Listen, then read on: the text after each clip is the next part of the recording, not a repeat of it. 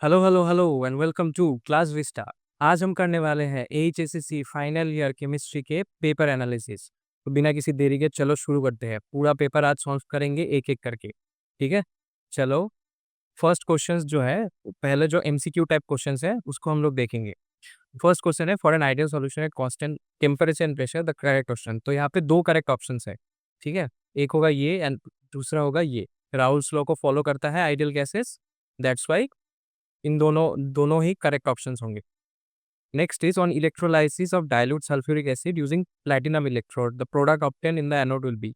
ठीक है, तो इसमें क्या होता है, जो रिएक्शंस होता है कुछ ऐसा होता है। H2SO4 2H positive plus SO4 die negative aqueous, ये होता है। एंड H2O भी डिसोसिएट होता है क्योंकि सॉल्यूशन दिया हुआ है, डाइल्यूट सल्फ्यूरिक एसिड है। तो डाइल्यूशन कैसे होता है? डाइल्यूशन होता है जब वाटर ऐड करेंगे ना, तो वाटर भी ब्रेक डाउन होके H positive aqueous and OH negative aqueous बन जाता है।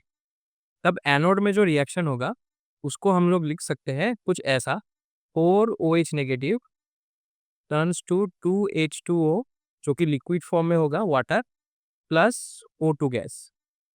ठीक है, O2 गैस। तो यहाँ पे करेक्ट ऑप्शन होगा ये O2 गैस। O2 गैस होगा। ठीक है, ये H2S SO2 ऐसे काटो। This is O2 gas, this is H2S gas, this is SO2 gas, this is H2 gas. ठीक है, तो यहाँ पे O2 is the correct option because anode में O2 गैस रिलीज होगा। एंड कैथोड में, अगर कैथोड के बारे में भी जानना चाहते हो तो कैथोड में एक्चुअली क्या रिलीज होता है, 2H positive sorry 2H positive plus 2 electrons, it turns into H2 gas, H2 gas. So anode में निकलेगा ऑक्सीजन एंड कैथोड में निकलेगा हाइड्रोजन गैस लिबरेट होगा। ठीक है, चलो नेक्स्ट क्वेश्चन की ओर जाते हैं। What is the order of the gas formation reaction at the surface of tungsten due to absorption. अभी जो एब्जॉर्प्शन होता है ना, याद रखना, absorption does not depend on the initial concentration. ठीक है, तो अगर इनिशियल कॉन्सेंट्रेशन के ऊपर नहीं डिपेंड करेगा तब it will always be zero order. So next जो होगा, नेक्स्ट क्वेश्चन है, which one of the following will show coordination isomerism. यहाँ पे कुछ अलग तरह का इसे दिखाया हुआ है। तो यहाँ पे मैं एक काम करता हूँ, ये ऑप्शंस लिख देता हूँ। ठीक है, इसको छोड़ो, ऑप्शंस ऐसा होगा CONH3। हाँ, एक सेकेंड, भी ऑप्शंस देखना पड़ेगा एक बार। ऑलराइट, जो नेक्स्ट क्वेश्चन है वो कुछ ऐसा है, which one of the following will show coordination isomerism. अभी कोऑर्डिनेशन आइसोमरिज्म यहाँ पे जो एग्जाम मतलब ऑप्शन है वो गलत फॉर्मेट में आ गया है। ये कुछ ऐसा होगा, फर्स्ट ऑप्शन विल बी ऐसा, CO फिर NH3 amine group 4 times Cl2 and Cl.H2। Obviously ये कोऑर्डिनेशन आइसोमरिज्म शो नहीं करेगा, ये तो तुम्हें देखने से ही पता चल जाएगा। फिर NH3 2 Cl2Br2, ये भी शो नहीं करेगा। फिर next is CONH3 6 times CrCN6। हाँ, यहाँ पे ये शो कर सकते हैं, NH3 भी हेक्सा है एंड साइनाइड भी हेक्सा में है, तो ये शो करेगा। ठीक है, this will be the correct option, this will be the correct option. फिर भी मैं लास्ट वाला भी ऑप्शन लिख देता हूँ, दिस इज CONH3 5NO2Cl। ठीक है, this will be the correct option क्योंकि hexa and hexa they will interchange, they will show coordination isomerism जब इंटरचेंज होगा। बाकियों में इंटरचेंज होने के लिए कोई स्पीशीज मतलब ऐसा मॉलिक्यूल्स नहीं है। Next question, identify the gas that readily decolourise K-MnO4 solution. यहाँ पे मैं अच्छे से लिख के दे देता हूँ, ये this is CO2, this is NO2, this is SO2, P2O5। ठीक है, तो ये जो रिएक्शन है ना बहुत ही इंपॉर्टेंट रिएक्शन है। K-MnO4 प्लस, याद रखना जो आंसर होगा that will be SO2 plus H2O return to MnSO4। बहुत ही इंपॉर्टेंट एक रिएक्शन है। रेडॉक्स रिएक्शन चैप्टर में आप लोगों को मिल चुका होगा क्लास 11, लेकिन अभी भी ये चाहिए है, मतलब क्लास 12 में भी बहुत इंपॉर्टेंट है। यहाँ पे ये ऑक्सीडाइजिंग एजेंट का काम करेगा and this is excess reducing agent. तो the correct answer is SO2, C number. ठीक है, C number is the correct answer. Next question पे जाते हैं। Which of the following base is not present in DNA? DNA में कौन सा होता है? एटीजीसी, ये याद रखना, ठीक है। एडेनाइन, थाइमिन, टी से थाइमिन, जी से गुआनाइन एंड सी से cytosine.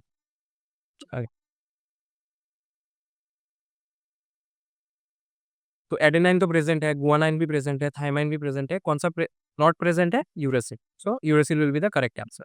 Next question, alpha D glucose and beta D glucose are a pair of, ये होगा एनोमर्स, क्योंकि C1 कार्बन में C1 कार्बन, जिसको और एक भी नाम है एनोमेरिक कार्बन में, ये डिफर करता है, ठीक है। इज द ओनली डिफरेंस, ठीक है। C1 कार्बन में pair of, these are a pair of anomers. Next question, from amongst the following alcohols the one that would react fastest, याद रखना fastest दिया हुआ है। fastest क्या होता है? जो fastest reaction of acid with alcohols, उसका है 3 डिग्री, 2 डिग्री एंड 1 डिग्री। यहाँ पे देखना पड़ेगा कि 3 डिग्री कार्बन कौन सा है, मतलब टर्शियरी कौन सा होगा। तो यहाँ पे 2 ब्यूटानॉल है, ये तो टर्शियरी नहीं है। 2 मिथाइल प्रोपेंटुअल, 2 मिथाइल प्रोपेंटुअल ये होगा, ठीक है। This is tertiary, 3 degree form में है, ऐसा कुछ फॉर्म में है ना, CH3 CH3 CH3 and OH, ठीक है, ऐसा कुछ फॉर्म में होगा, टर्शियरी होगा तो फास्टेस्ट होगा। Next question, which one is more reducing, Cr2 positive और Fe2 पॉजिटिव? अब याद रखना, फेरस मतलब आयरन का हाईएस्ट कितना तक ऑक्सीडेशन स्टेट होता है? 3 पॉजिटिव होता है, और हमारे पास क्या है? Fe2 पॉजिटिव है, तो इसमें कितना ही इलेक्ट्रॉन्स और लूज हो सकता है? Max to max 1 electrons lose हो सकता है। एंड Cr जो है, क्रोमियम जो है, वो हाईएस्ट कितना तक जाता है? 6 positive, this is the highest, ठीक है, हाईएस्ट। क्रोमियम जाता है हाईएस्ट Cr6 पॉजिटिव तक, और हमारे पास कितना है? Cr2 पॉजिटिव है, तो कितना इलेक्ट्रॉन्स लूज कर सकता है? वो टोटल और भी 4 इलेक्ट्रॉन्स लूज कर सकता है। इलेक्ट्रॉन्स लूज करना मतलब रिडक्शन होना। तो अभी किसका रिडक्शन ज्यादा होगा? Cr2 पॉजिटिव का रिडक्शन ज्यादा हो सकता है, क्योंकि उसका मैक्सिमम कैपेसिटी है 6, तो the answer will be Cr2 positive fam, ठीक है। चलो नेक्स्ट क्वेश्चन क्या है, give reasons why HCl is not used to acidified Fe2 positive solution in volumetric determination of Fe2 positive with KMnO4। अभी क्या होता है, इसका रीजन क्या है? इसका रीजन है बिकॉज KMnO4 जो होता है ना, इस हाईली ऑक्सीडाइजिंग जो रिएजेंट है, वो क्या कर देता है? ऑक्सीडाइज कर देता है किसको? HCl को। किसमें? Cl2 में, क्लोरीन में रिएक्शन कर देता है। क्या रिएक्शन ऐसा होता है? 2 KMnO4 plus 16 HCl, 2 KCl plus 2 MnCl2 plus 8 H2O plus chlorine gas, ठीक है, क्लोरीन गैस में बना देता है। मतलब 16 HCl, तुम देख सकते हो कि 2 moles of KMnO4 potassium permanganate can react with 16 moles of HCl। So volumetric जब तुम डिटर्मिनेशन करोगे Fe2 पॉजिटिव का KMnO4 के साथ, तब HCl यूज नहीं कर पाओगे, ठीक है। चलो नेक्स्ट क्वेश्चन जो है, aqueous solution of Ti4 positive is colorless but aqueous solution of Ti3 positive is violet in color। अभी Ti का इलेक्ट्रॉनिक कॉन्फ़िगरेशन कितना है? Ti का है Ar3D2 4s0, ठीक है। अभी जब वो 4 पॉजिटिव फॉर्म में होगा, तब मतलब क्या होगा? सॉरी 4s2, तो जब वो 4 पॉजिटिव फॉर्म में होगा, उसका मतलब क्या है कि यहाँ से भी 2 इलेक्ट्रॉन्स गया, यहाँ से भी 2 इलेक्ट्रॉन्स गया, 3D0 4s0, मतलब वो D0 कॉन्फ़िगरेशन में है। D0 कॉन्फ़िगरेशन का मतलब क्या है? D0 कॉन्फ़िगरेशन का मतलब है कि there is no DD transition taking place, there is no DD transition taking place. लेकिन Ti3 पॉजिटिव का मतलब क्या है? मतलब 3 इलेक्ट्रॉन्स गया है, तो S से 2 इलेक्ट्रॉन्स, D से 1 इलेक्ट्रॉन्स, तो 1 इलेक्ट्रॉन्स बच जाएगा। जब 1 इलेक्ट्रॉन बच जाएगा, तो उसका क्या हो जाएगा? D1 कॉन्फ़िगरेशन हो जाएगा। D1 कॉन्फ़िगरेशन में क्या होगा? D1 कॉन्फ़िगरेशन में DD ट्रांजिशन होगा। अगर ट्रांजिशन होगा, तब उसको कलर शो करेगा, it will show colour. This is because there is no DD transition, that will show no colour. Simple, simple सा फंडा है, समझ में आ चुका होगा। नेक्स्ट में चलते हैं, ये और का क्वेश्चन है, ठीक है, 11 नंबर का ही है। Why the enthalpies of atomisation of the transition metals are high. अभी एंथैल्पी ऑफ ट्रांजिशन, इसका 2 रीजन है। एक तो है presence of large number of क्योंकि वो डी ट्रांजिशन मेटल्स कौन सा होता है, वो खत्म होता है किसमें, उसका वैलेंस ऑर्बिटल्स कौन सा होता है, डी ऑर्बिटल्स। अभी डी ऑर्बिटल्स में पांच पांच डिविजन्स है, मतलब 10 इलेक्ट्रॉन्स वो एकोमोडेट कर सकता है। तो बहुत सारा large number of valence electrons होता है। एक तो ये है। दूसरा है कि इसका न्यूक्लियर चार्ज भी, मतलब जो जेड इफेक्टिव होगा इज वेरी लार्ज होगा। जो इफेक्टिव न्यूक्लियर चार्ज होगा वो वेरी लार्ज होगा। इन दोनों की वजह से जो एटोमाइजेशन एंथैल्पी है इन लोग ट्रांजिशन मेटल्स का, वो थोड़ा हाई हो जाता है। This is the reason. ठीक है, 12 नंबर का क्वेश्चन है, the two complexes of nickel NiCN4 2 negative and NiCO4 no, मतलब न्यूट्रल, इन लोगों का डिफरेंट स्ट्रक्चर है but same behaviour, same magnetic behaviour. Question में यहाँ पे एक वर्ड छूट गया है, सेम मैग्नेटिक बिहेवियर। ठीक है, सेम मैग्नेटिक बिहेवियर क्यों है? तो एक्चुअली इसका रीजन है, तुम अगर निकल CN4 की बात करते हैं, चलो एक एक करके। अगर हम लोग NiCN4 डाइनेगेटिव के बारे में बात करें, तो यहाँ पे निकल क्या होता है, निकल 2 पॉजिटिव ऑक्सीडेशन स्टेट में रहता है। तो यहाँ पे क्या हो जाता है, आर्गन 3D8 बन जाता है। ठीक है, आर्गन 3D8 बन जाता है। और याद रखना कि CN is a strong field ligand. CN is a strong field ligand. ठीक है, तब क्या हो जाता है, अगर स्ट्रॉन्ग फील्ड लिगांड है तो पेयर अप भी हो जाएगा। तब जो NiCN4 डाइनेगेटिव जब फॉर्म होगा ना, तब कुछ ऐसा फॉर्म होगा कि 3D, यहाँ पे 1 2 3 4, 1 2 3 4 5 6 7 8, तो 8 तो यहाँ पे पेयर अप हो गया।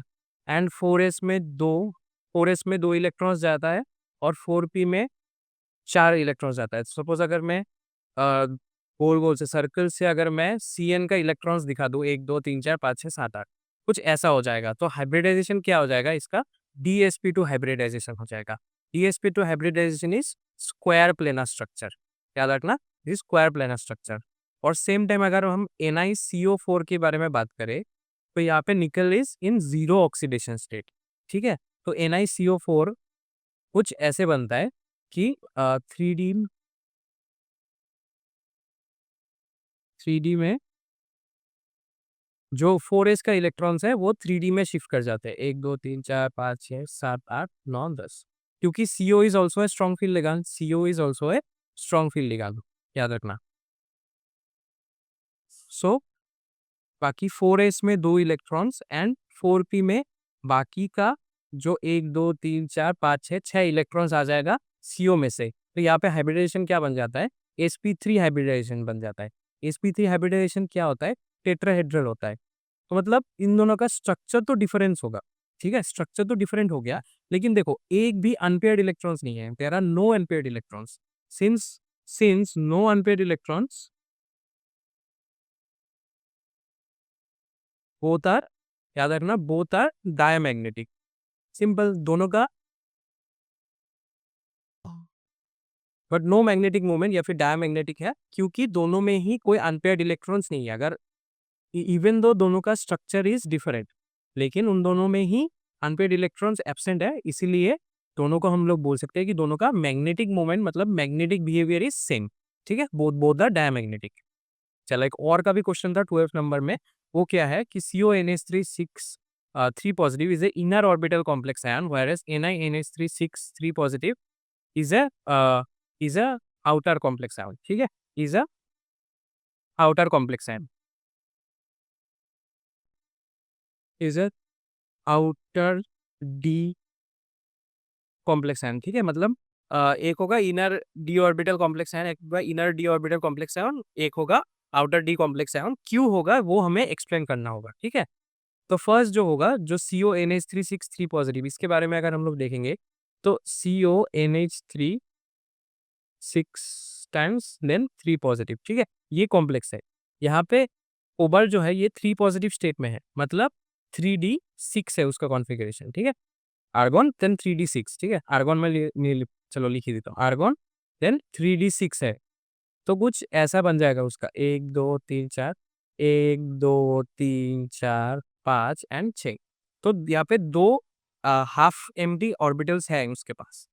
तो अगर जब ये रिएक्शन, मतलब ये जो कॉम्प्लेक्स जब बन जाएगा, अब कैसा हो जाएगा, क्योंकि NH3 is a strong ligand, यहाँ पे NH3 इज स्ट्रॉन्ग लिगैंड, ठीक है, यहाँ पे NH3 will act as a strong ligand, तब पेयर अप हो जाएगा। पेयर अप होने के बाद कुछ ऐसा बन जाएगा, यहाँ पे ऑलरेडी 6 इलेक्ट्रॉन्स यहाँ पे शिफ्ट हो जाएगा, और बाकी का जो इलेक्ट्रॉन्स, मतलब बाकी का जो इलेक्ट्रॉन्स है वो डी ऑर्बिटल 2 यूज कर सकता है, एस ऑर्बिटल 1 यूज कर सकता है, एंड पी ऑर्बिटल 3 यूज कर सकता है, क्योंकि टोटल 6 आएंगे ना, तो यहाँ पे 2, देन 3, यहाँ पे 4, 5 एंड 6, तो ये क्या बन जाएगा, D2sp3 हाइब्रिडाइजेशन बन जाएगा। अगर D2sp3 है तो क्या हो जाएगा, वो इनर डी कॉम्प्लेक्स है, वो इनर डी कॉम्प्लेक्स है, समझ आया ना। सिमिलरली अगर हम लोग निकल के बारे में बात करेंगे, निकल NH3 6 एंड 3 पॉजिटिव, इसके बारे में अगर बात करेंगे, यहाँ पे निकल इज 3 पॉजिटिव फॉर्म, निकल इज इन 3 पॉजिटिव फॉर्म, तो यहाँ पे 3D, obviously again 3D, it will B 7, ठीक है,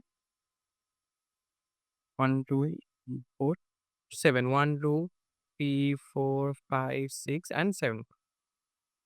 तो यहाँ पे अगर जब फॉर्मेशन होगा, यहाँ पे it will act as a NH3 will act as a weak field ligand, यहाँ पे NH3 will act as a weak field ligand, इसके वजह से यहाँ पे जब कॉम्प्लेक्स फॉर्मेशन होगा ना, यहाँ पे d ऑर्बिटल्स यूज ही नहीं होगा, मतलब 3D ऑर्बिटल्स यूज नहीं होगा। कौन सा ऑर्बिटल्स यूज होगा, 4s का एक, मतलब वहाँ पे 2 इलेक्ट्रॉन्स जाएगा, एंड 4b का 3 ऑर्बिटल्स यूज होगा, एंड 4d का 5 ऑर्बिटल्स यूज होगा, 4d का 5 ऑर्बिटल्स यूज हो जाएगा। तो यहाँ पे जो हाइब्रिडाइजेशन होगा वो होगा sp3d2, सॉरी d2, यहाँ पे 2 ऑर्बिटल्स, 1 2 3 4 5 एंड 6, हाँ, तो sp3d2 हो जाएगा, क्योंकि ये sp3d2 है, तो मतलब इसका क्या हो जाएगा, ये आउटर डी कॉम्प्लेक्स बन जाएगा, ठीक है। अगर डी अंदर की तरफ है, मतलब d2sp3 अगर हाइब्रिडाइजेशन है, तुम लोगों को पता ही होगा कि वो इनर डी कॉम्प्लेक्स है, अगर sp3d2 है तो वो आउटर डी कॉम्प्लेक्स है, इसी रीजन की वजह से कि मतलब मोटा मोटा समझ लो कि NH3 कभी कभार वो strong ligand, strong field ligand act करेगा कोबाल्ट के साथ, एंड निकल के साथ वो वीक फील्ड लिगैंड एक्ट करेगा, इसलिए पेयर अप नहीं होगा, इसलिए एक बन जाएगा इनर डी कॉम्प्लेक्स, एक बन जाएगा आउटर डी कॉम्प्लेक्स, ठीक है। चलो नेक्स्ट क्वेश्चन की ओर जाते हैं।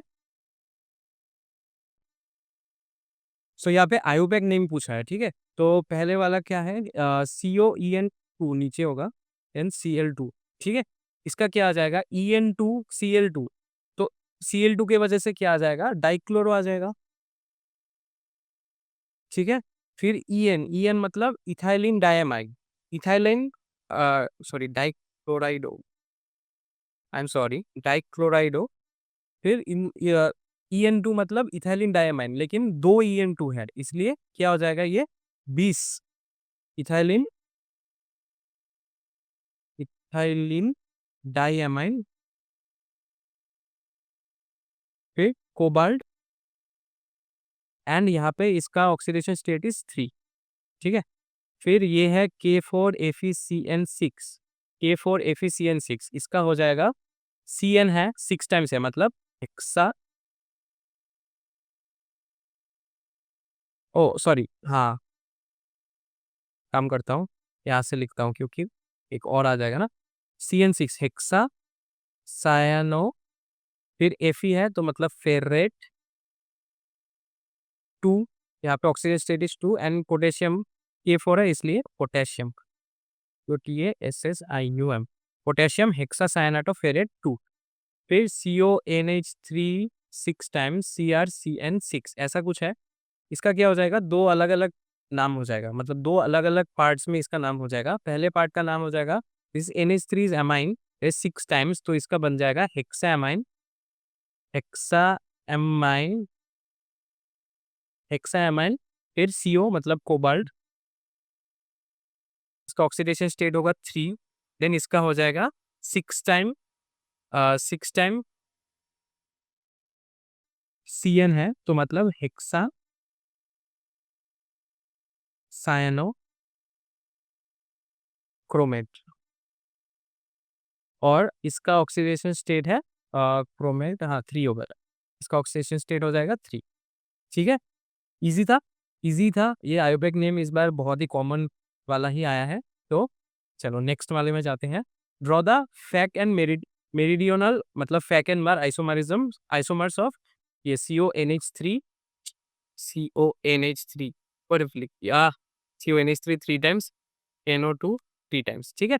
इसका आईयूपैक नेम्स हमें चाहिए, सॉरी इसका फेकन बार आइसोमर्स चाहिए। चलो इसका करते हैं फेक आइसोमर्स। फेक आइसोमर कैसा होगा उसका, कोबाल्ट, तो फेक आइसोमर मतलब NH3 NH3 NH3 इनको एक साथ, फिर NO2 NO2 एंड NO2, ऐसा तुम लोग दिखा सकते हो। और ये बन गया हमारा आइसोमर, ठीक है। मेरिडियोनल, अभी फेक आइसोमर क्या हो जाएगा, अभी ऑपोजिट हो जाएगा, मतलब CO, सॉरी सॉरी सॉरी, ये फेक आइसोमर हो जाएगा ना।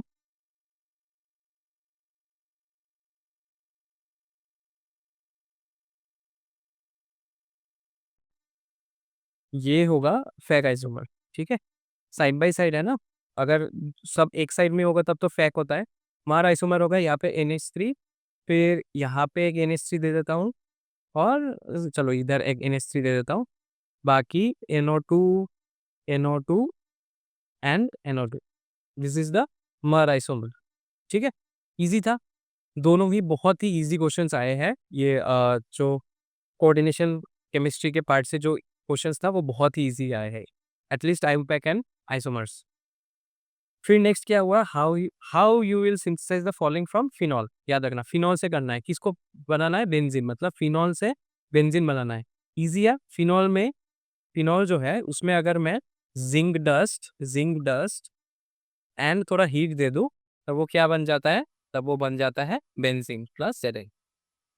Next is salicylic acid from phenol. अब फिनॉल से सैलिसाइलिक एसिड दोनों दो तरीके से बन सकता है। एक तो होगा राइमर टाइमन रिएक्शन।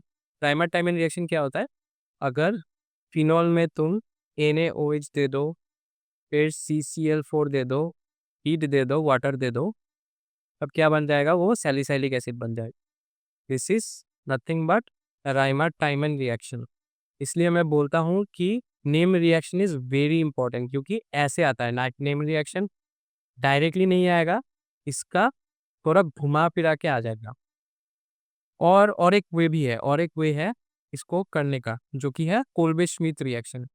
कोल्बे श्मिट, ऐसा कुछ नाम था, स्मिथ रिएक्शन, ठीक है। वो कैसा है, this is the राइमर-टाइमन reaction. Kolbe Schmidt reaction में क्या क्या देना पड़ता है, NaOH देना पड़ता है, कार्बन डाइऑक्साइड देना पड़ता है, और कोई एक H पॉजिटिव मतलब एसिड से कोई H पॉजिटिव देना पड़ता है, तब वो कोल्बे श्मिट रिएक्शन करता है।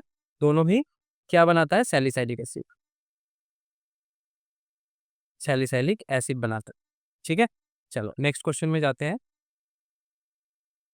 Explain why anyone the basicity of 3 degree amine is lower than that of 2 degree amine in aqueous solution।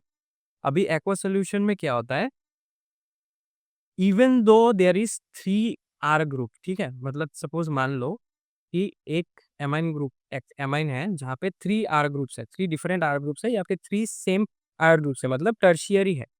Tertiary होने के बावजूद भी यहाँ पे थोड़ा सा क्यों उसका बेसिसिटी कम है, क्योंकि even though they are all of them, ठीक है, जितना भी अल्काइल ग्रुप्स होगा, all of them are electron donating groups, तो इजीली प्रोटोनेशन होगा। लेकिन एक फैक्टर आ जाएगा जो कि होगा स्टेरिक हिंडरेंस, ठीक है। स्टेरिक हिंडरेंस मतलब ये तीनों ही बल्की ग्रुप्स है, ये और ये तीनों ही बल्की ग्रुप्स है। अगर बल्की ग्रुप होगा तो स्टेरिक हिंडरेंस आ जाएगा, और स्टेरिक हिंडरेंस की वजह से प्रोटोनेशन प्रोटोनेशन नहीं हो पाएगा, प्रोटोनेशन नहीं हो पाएगा। प्रोटोनेशन अगर नहीं हो जाएगा, तब बेसिसिटी विल ऑल्सो रिड्यूस, ठीक है। इसके वजह से जो 2 डिग्री अमाइन है, जहाँ पे 2 अल्काइल ग्रुप है, दोनों ही कंट्रीब्यूट कर रहे हैं इलेक्ट्रॉन डोनेशन में, एंड ऑल्सो यहाँ पे प्लस आई इफेक्ट भी होगा 2 डिग्री के हिसाब में, वो इंडक्टिव इफेक्ट भी काम आ जाएगा, ठीक है, इंडक्टिव इफेक्ट काम आएगा। फिर दोनों ही इलेक्ट्रॉन डोनेटिंग ग्रुप होगा, फिर सॉल्वेशन इफेक्ट भी होगा। इन तीनों रीजंस की वजह से 2 डिग्री में ज़्यादा बेसिसिटी होगा एज कम्पेयर टू जो 1 डिग्री होगा, ठीक है। अभी नेक्स्ट में जाते हैं, और 16 का एक बी क्वेश्चन भी है। Although amino group is ortho and para directing in aromatic electrophilic substitution reaction, aniline in nitrogen with concentrated HNO3 and H2SO4 give a substantial amount of M-nitroaniline. क्यों? क्योंकि जब H2SO4 के सब रिएक्ट होगा ना, substantial amount, मतलब यहाँ पे क्वेश्चन को समझो, सब्सटेंशियल अमाउंट ऑफ M-nitroaniline, इसका मतलब ये नहीं है कि ऑर्थो एंड पैरा नहीं बनेगा, ऑर्थो भी बनेगा, पैरा भी बनेगा, लेकिन उसके साथ मेटा भी बनेगा। ठीक है, क्यों मेटा बनता है? नॉर्मली जब ऑर्थो पैरा बनता है तब मेटा नहीं बनता, और जब मेटा बनता है तब ऑर्थो पैरा नहीं बनता, लेकिन ये एक स्पेशल केस है, क्योंकि जब एसिड है ना, यहाँ पे H2SO4 is acidic medium, HNO3 is also acidic medium, दोनों ही नाइट्रिक एसिड है। सो सपोज अगर H2SO4 की बात करो तो वो क्या बन जाता है, इन एसिडिक मीडियम हो जाता है, एक स्पेशल कंडीशन आ जाता है एसिडिक मीडियम में, जब हम लोग एनिलीन को लेंगे NH2, ये H पॉजिटिव, क्योंकि एसिड H पॉजिटिव डोनेट करता है, ये क्या बन जाएगा, ये यहाँ पे NH3 पॉजिटिव ऐसा एक स्पीशीज बन जाएगा। ठीक है, और यहाँ पे जब तुम HNO3 करोगे, मतलब क्योंकि रेजोनेंस जब होगा इसका, तब मेटा पोजिशन में आएगा। ठीक है, पॉजिटिव चार्ज, तब HNO3 आके, मतलब NO2 नेगेटिव जो स्पीशीज होगा वो मेटा पोजिशन में बैठेगा, मेटा पोजिशन में बैठेगा। ठीक है, तब मेटा नाइट्रोएनिलीन बन जाएगा। इसका मतलब ये नहीं है कि पैरा एंड ऑर्थो नहीं बनेगा, पैरा एंड ऑर्थो भी बनेगा। ठीक है, प्लस NO2 अगर तुम डायरेक्टली करोगे तब पैरा एंड ऑर्थो बोथ बनेगा। And also this ortho and para both will form, as well as meta भी फॉर्म होगा। ठीक है, यही सिर्फ याद रखना, एक स्पेशल कंडीशन है बिकॉज ऑफ एसिडिक मीडियम की वजह से। Text. Write only one chemical reactions of the following: Hoffman bromamide reaction and carbalamine reaction. Hofmann bromamide में क्या होता है? हॉफमैन ब्रोमामाइड में एक प्राइमरी अमाइन रहता है। ठीक है, 1 डिग्री अमाइन हो जाता है। सपोज ऐसा कुछ रहेगा, सॉरी प्राइमरी अमाइड रहेगा, CONH2 रहेगा। उसमें क्या होता है, हॉफमैन ब्रोमामाइड है ना, so this will B Br2, फिर कोई बेस रहेगा, सपोज KOH एक बेस रहेगा, फिर H2O होगा, एंड हीट अगर तुम दोगे तब वो एमाइन में कन्वर्ट हो जाएगा। This is 1 degree amide, it will be converted to 1 degree amide. ठीक है, कुछ RNH2 बन जाएगा, it will be 1 degree amine में कन्वर्ट हो जाएगा। ठीक है, ये हो गया हॉफमैन ब्रोमामाइड रिएक्शन। नेक्स्ट जो कार्बालामाइन रिएक्शन होगा वो बेसिकली एनिलीन में होता है। Most of the times it happens in aniline, क्योंकि यहाँ पे सिर्फ रिएक्शन ही रिएक्शन ही पूछा है क्वेश्चन में। तो रिएक्शन कुछ ऐसा होगा कि यहाँ पे एक एनिलीन रहेगा, एनिलीन के साथ एक CHCl3 एंड एक बेस, सपोज 3KOH रिएक्ट करेगा, तब एक आइसोसाइनाइड प्रोड्यूस होगा। ठीक है, आइसोसाइनाइड प्रोड्यूस होगा, ये कुछ ऐसा होगा, N triple bond C negative and this is positive, plus 3KCl plus 3H2O, ऐसा होगा। This is nothing but this is phenyl isocyanate, phenyl isocyanate. मतलब कार्बालामाइन रिएक्शन में aniline gets converted into isocyanate. ठीक है, यही है, सिंपल सा है। चलो next question, how will you distinguish 2 degree and 3 degree amine by using same chemical case? अरे यहाँ पे ये भी आ गया हॉफमैन ब्रोमाइड, इसको छोड़ो, लैप कर देता हूँ।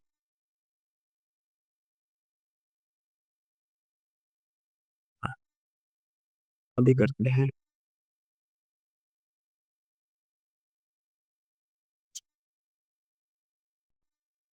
कौन सा रिएक्शन होगा? ये होगा, मतलब कौन सा टेस्ट होगा? ये होगा हिंसबर्ग टेस्ट। ठीक है, Hinsberg test, Hinsberg test, Hinsberg test कैसा होता है? 2 डिग्री अमाइन में, याद रखना हिंसबर्ग टेस्ट में 2 डिग्री जब अगर अमाइन होगा तब वो क्या करेगा, it will form a precipitate which is insoluble in alkaline, will give PPT which is insoluble in alkaline. And 3 degree में कोई रिएक्शन ही नहीं करेगा, 3 डिग्री अमाइन में no reaction, will be no reaction. ठीक है, अगर देखना भी है कुछ, मतलब केमिकल इक्वेशन अगर लिखना है तो कुछ ऐसा है, benzene ring then SO2Cl plus NH R ये 2 डिग्री अमाइन हो गया, 2 डिग्री अमाइन दे दिया मैंने, कोई स्पेसिफिक अमाइन का रिएक्शन नहीं दिया, जनरल रिएक्शन में दिखा रहा हूँ लोगों को। Is two N R dash R plus HCl। ठीक है, ये जो फॉर्मेशन होगा ना, ये जो फॉर्मेशन होगा, this is insoluble in alkali. कोई भी अल्कलाई ले लो, इनसॉल्युबल इन अल्कलाई। और इसका रिएक्शन अगर तुम कोई टर्शियरी अमाइन के साथ करोगे, tertiary amine like suppose N R R dash R double dash, this is 3 degree amine, right. 3 degree amine के साथ अगर रिएक्शन करना चाहोगे, there will be no reaction. ठीक है, इजी इजी क्वेश्चंस हियर। चलो नेक्स्ट वाला देखते हैं। What is the significance of Gabriel phthalimide synthesis, why this method is not useful to synthesize aniline. एक फर्स्ट क्वेश्चन का अगर आंसर देखोगे तो this is it avoids over alkylation, avoids over alkylation. ठीक है, ज्यादा अल्काइलेशन नहीं करता गैब्रियल थैलामाइड में। चलो next is why it is not useful to synthesize aniline. क्योंकि एनालिन मतलब बेंजीन रिंग के साथ NH2, राइट। बेंजीन रिंग होगा मतलब एरीन होगा। तो एराइल हैलाइड जो होता है, जो गैब्रियल थैलामाइड सिंथेसिस होता है, वो हेलोजन के साथ मतलब हैलाइड्स के साथ होता है ना। ठीक है, एल्काइल हैलाइड्स या फिर एल्काइल हैलाइड्स के साथ होता है।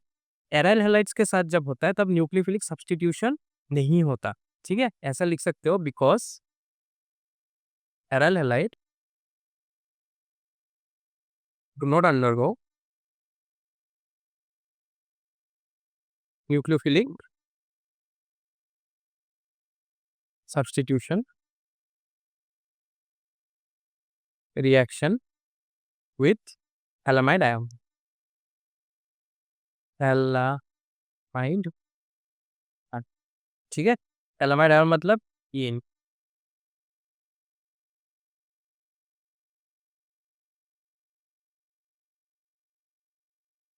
थैलामाइड आयन के साथ जब अगर कोई एरीन होगा, वो रिएक्शन नहीं करेगा। ये जो रिएक्शन होगा ना, ये नहीं होगा, it will not happen. That's why ये एनिलिन नहीं बना सकता। ठीक है, चलो नेक्स्ट क्वेश्चन में जाते हैं। नेक्स्ट क्वेश्चन है, answer the following question, give an example of maximum boiling azeotrope mixture. ये तो बुक का ही क्वेश्चन है। मैक्सिमम बॉइलिंग एजियोट्रोप मिक्सचर का एक एग्जांपल है nitric acid and HNO3 and water. HNO3 and water का जो, सॉरी, HNO3 एंड वाटर जो होगा, this is a maximum boiling acid azeotrope, water and nitric acid. ठीक, नेक्स्ट इज 19 का B है, ए solution of urea boils at 100 point. अच्छा चलो, ये तो इजी एक मैथ है, बुक से उठाया हुआ डायरेक्टली मैथ से। क्या दिया हुआ है यहाँ पे, बॉइलिंग पॉइंट दिया हुआ है। Boiling point what we all are given. ठीक है, पहले हम लोग देखते हैं कि गिवन क्या क्या है। गिवन क्या क्या गिवन है, बॉइलिंग पॉइंट गिवन है, कितना है, 100.18 डिग्री सेंटीग्रेड। ठीक है, मतलब थोड़ा ज्यादा है। यहाँ पे और क्या दिया हुआ है, atmospheric if KF and KB कितना दिया हुआ है, KF is 1.86 and KB is 0.512। ठीक है, अभी डेल्टा टी बॉइलिंग कितना होता है, डेल्टा टी बॉइलिंग कितना है, ऑब्वियसली जितना बॉइलिंग पॉइंट दिया हुआ है गिवन, उसमें से 100 को माइनस करो तो आ जाएगा 0.18 है। अभी डेल्टा टी बॉइलिंग का मतलब क्या है, डेल्टा टी का मतलब क्या है, that is KB into molality, right. KB into molality, obviously. तो फिर मोलालिटी कितना हो जाएगा, यहाँ पे मोलालिटी कितना है, यहाँ पे मोलालिटी कितना है, यार molality is small m is equal to 0.18, मतलब के भी नीचे चला जाएगा ना, तो 0.18 डिवाइडेड बाई 0.512, ये आ जाएगा। चलो मैं इसको यहाँ पे नहीं, यहाँ पे लिखता हूँ डायरेक्टली। यहाँ से तुम मोलालिटी को लिख सकते हो इस इक्वेशन से, is equal to delta T by K B. Delta T कितना दवा है, 0.18, अभी हम लोगों को मिला 0.18 divided by K B 0.512, right, मिल गया। अभी मोलालिटी मिल गया। अभी डेल्टा टी फ्रीजिंग जो होता है, डेल्टा टी फ्रीजिंग, इसका मतलब क्या होता है, के एफ इंटू मोलालिटी। ठीक है, के एफ हमें दिया हुआ है 1.86 है, मोलालिटी हम यहाँ से पुट कर सकते हैं 0.18 डिवाइडेड बाई 0.512। इसका अगर करोगे तो कितना आ जाएगा, 0.6539 ऐसा आ जाएगा, 0.6539। लेकिन हमें दिया क्या हुआ है, कैलकुलेट द फ्रीजिंग पॉइंट। ठीक है, फ्रीजिंग पॉइंट चाहिए, freezing point.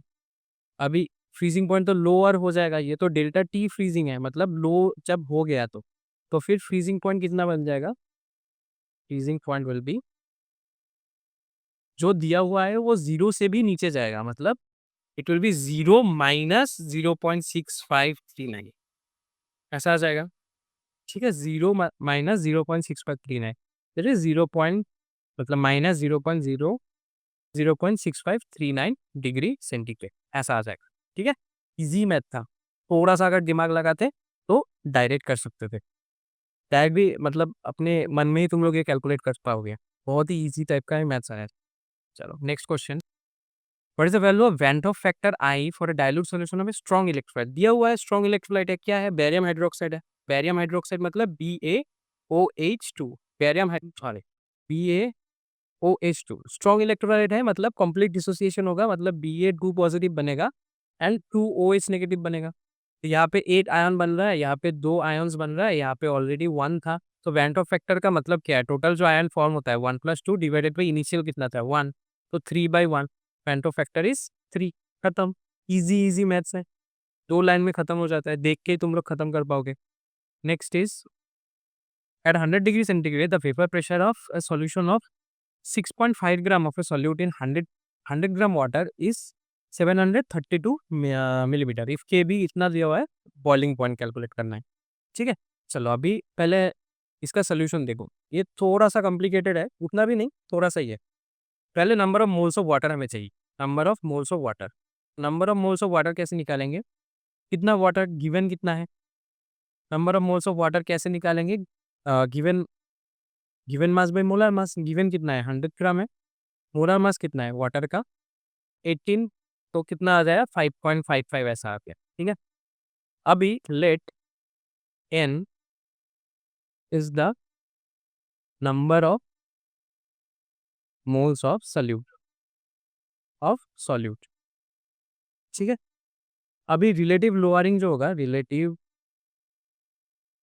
Lowering of vapour pressure,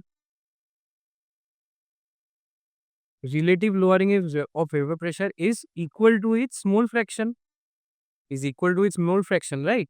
ये तो सिंपल सा, ये तो बेसिक कॉन्सेप्ट है। तो यहाँ से मुझे क्या मिल रहा है कि P0 minus P divided by P0 is equal to जाई। ठीक है, तो यहाँ पे तुम पुट कर सकते हो कि 760 minus 732 divided by 760 is equal to n by n plus 5.55, ऐसा। ठीक है, ऐसा निकल गया। अभी यहाँ से तुम n का कैलकुलेट कर सकते हो, तो n को अगर तुम कैलकुलेट करोगे तो कुछ ऐसा आ जाएगा कि 5.55 डिवाइडेड बाई 26.14, तो कितना आ गया 0.212 आ गया। ये अभी अगर आ गया मेरे पास, अब हम लोग इससे मोलालिटी का काउंट मतलब कैलकुलेट कर सकते हैं। मोलालिटी स्मॉल m कैसे कैलकुलेट करेंगे? 0.212 कितना दिया हुआ है 100 ग्राम, मतलब 100 gram is equal to 0.1 kg। तो मोलालिटी कितना होता है? नंबर ऑफ मोल्स पर केजी, तो 0.1। ठीक है, तो कितना आ गया 2.12 आ गया। तो डेल टी भी यहाँ से कैलकुलेट कर सकते हो ना, है के बी एम है, के बी एम, तो के बी कितना दे हुआ है 0.52 इंटू एम, मोलालिटी कितना है 2.12, कितना आ गया 1.1 डिग्री सेंटीग्रेड। ये तो डेल टी बी है, हमें क्या चाहिए? डायरेक्ट बॉइलिंग पॉइंट चाहिए। तो बॉइलिंग पॉइंट कितना होगा 100 प्लस जितना बढ़ गया, तो 100 प्लस 1.1 बढ़ गया, 101.1 degree centigrade. This is approximately equal to 101 degree centigrade. ये है रिएक्शन। थोड़ा सा कॉम्प्लिकेटेड है, थोड़ा सा कॉम्प्लिकेटेड है, लेकिन उतना भी नहीं है, थोड़ा सा अगर तुम देखोगे तो मिल जाएगा। चलो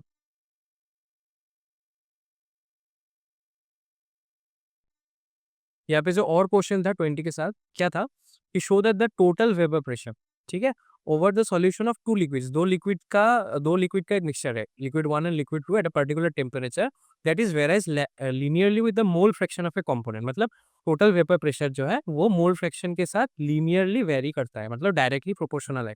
कैसे दिखाएंगे? इसको दिखाने के लिए थोड़ा सा मतलब ये थियोरेटिकल सॉल्यूशन होगा, तो सॉल्यूशन के ये पहले ही लिख लेंगे कि let P1 naught and P2 naught be the vapor pressure, of liquid 1 and 2, ठीक है, liquid 1 and 2, and xy1 and xy2 be the mole fraction, अभी हम लोग मोल फ्रैक्शन, क्योंकि दो ही कंपोनेंट्स है, इसका मतलब हम लोग लिख सकते हैं कि xi1 plus xi2 equal to 1। इसको याद रखना। सो देयरफॉर ऐसा लिख सकते हैं। Now according to Raoult's law मैं क्या लिख सकता हूँ, P1 को डायरेक्ट लिख सकता हूँ कि x मतलब xi1 P1 not, and P2 को लिख सकता हूँ कि xi2 P2 नॉट। ठीक है, xi1 को लिख सकता हूँ मतलब पार्शियल वेपर प्रेशर। ठीक है, this is partial vapour pressure.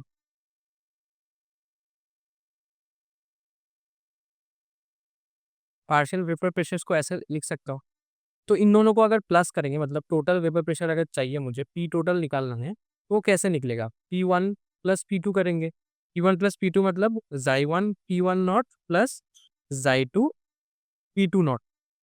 अभी इस रिलेशन से मुझे एक चीज पता चल गया कि मुझे xi2 की जगह पे ऐसे भी लिख सकते हो, 1 माइनस xi1 लिख सकता हूँ। तो यहाँ पे पुट कर देता हूँ, क्या हो गया, xi1 P1 not plus 1 minus xi1 P2 not.